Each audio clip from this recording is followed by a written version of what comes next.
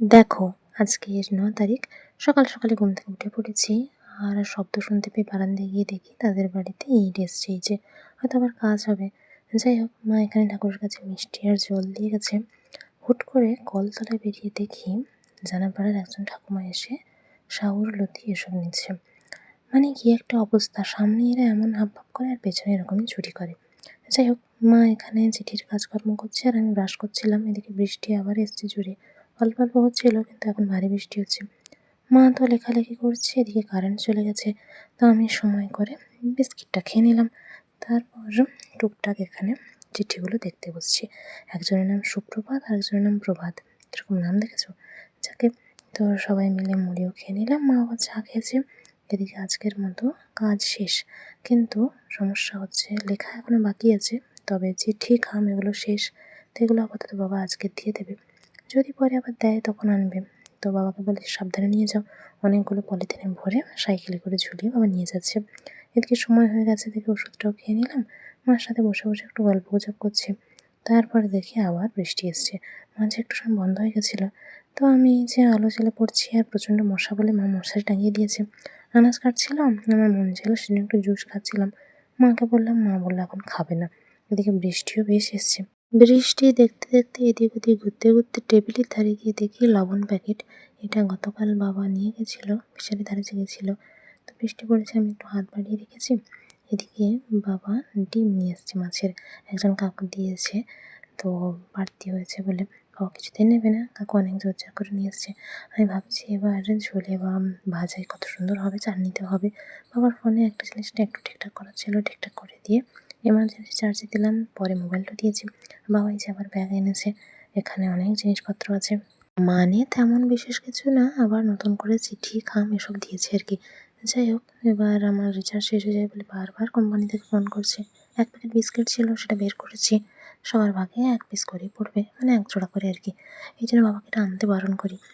যাই হোক, তো সেগুলো সব রেখে দিয়ে ঝটপট স্নান করে এসে দেখি বেশ সুন্দর ছোট্ট একটা জবা ফুল। মা খাবার দিয়ে গেছে, আমিও ঠাকুরকে ফুল তো দিয়ে দিলাম, বাবার জন্য ফুল আছে। তারপর দেখি কে একজন আমাদের ঘাট থেকে হাত পা ধুয়ে যাচ্ছে। এরকমই সব কারবার করে এরা।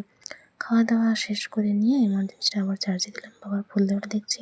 পুতুল নিয়ে একটু সময় ছবি তুলছিলাম, একটু ভিডিও করেছি। সত্যি বলতে মনে মেজাজ আমার ভালো নেই জানো তো, কারণ মোবাইলের রিচার্জ শেষ হয়ে গেছে। মোবাইলের রিচার্জ শেষ হয়ে যাওয়া মানে আর কোনো গান দেখতে পাবো না, ছবি আঁকা দেখতে পাবো না, কিছু পাবো না। স্ট্যান্ড ফ্যানটা চালিয়েছি, বাবা খবর দেখছে। বিকেলে উঠে দেখি এখানে জল পড়েছে। সাবধানে বেরোতে বললাম, বাবা আবার মাটি কেটে কিছু জায়গায় দিচ্ছে। জানালার ধারে এখন চেয়ার রাখা আছে, বাবা বসেছিল। নতুন চকলেট একটা খেলাম, বাবা এখন কাজ করছে। আর দেখি মা বিকেলে আবার নতুন যে চিঠিগুলো এসছে সেগুলো নিয়ে বসেছে। যাই হোক, কারেন্ট তো বারবার যাচ্ছে আসছে। আমি কিছু কাগজ গুনে রেখে দিয়ে আবার বাকিগুলো গুনছি। তারপর এখানে একটু চুপচাপ বসেছিলাম, এদিকে বাবার কাজও শেষ। বাবা খবর দেখছে আর জানালার পাশে বসেছে। আমি বলছি, তোমারই দিন ভালো, কারণ তোমার মোবাইল রিচার্জ আছে। বাবা আমার কথা শুনে হাসছে আর কি। সেগুলো কাজ কিছুক্ষণ শেষ করে দিয়ে মা সন্ধ্যা দিল, তারপর ধুনো দিয়েছে।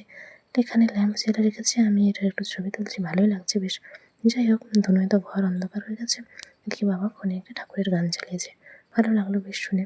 এমার্জেন্সি চার্জে দেওয়া আছে, একটু পরে কারেন্টটা এলো, মোবাইলটাও চার্জে দিলাম। আর মা আজকে এই যে বেগুনি ভাজা করেছে। তো বেগুনি তো মানে কি মজার লাগে আমার, কি বলবো। যাই হোক, ঠাকুরকে দিয়ে এলাম, তারপর বাকি বাটিতেও সবার জন্য মুড়ি বেড়েছি। আমরাও ঝটপট খেয়ে নিলাম। বাবা এদিকে কিছু হিসেব নিকেশ করছে, কতটা লেখা হয়েছে, কী ব্যাপার। এত এত চিঠি যদি আর কাউকে না দিয়ে শুধু আমাদের দেয় তাহলে কীরকম অবস্থা ভাবো। বাবা ফোন করেছিল, তো একটু কথা বলে নিলাম, এমার্জেন্সি তো চার্জে দেওয়াই আছে। মা লেখালেখি করছে, আমি একটু ছবি তুলছি। ভাবছিলাম ফোন যায় নাকি দেখি, কিন্তু ফোন গেল না, হয়েছে রিচার্জ শেষ। দেখা যাক কবে নাগাদ করা যায়, কী হয়। সময় মতো ওষুধটাও খেয়ে নিলাম। আর হঠাৎ দেখি একটা বিষাক্ত মাকড়সা ঘুরঘুর করছে। তারপরে একটু পরে সে কোথায় গেছে কে জানি। বাবা বাজার বাড়ি ফিরে খামগুলোতে চিঠি পড়ছিল। এদিকে মা ঠাকুরের জন্য খিচুড়ি বেড়েছে, তো খিচুড়ি আর জল দিয়ে এলাম।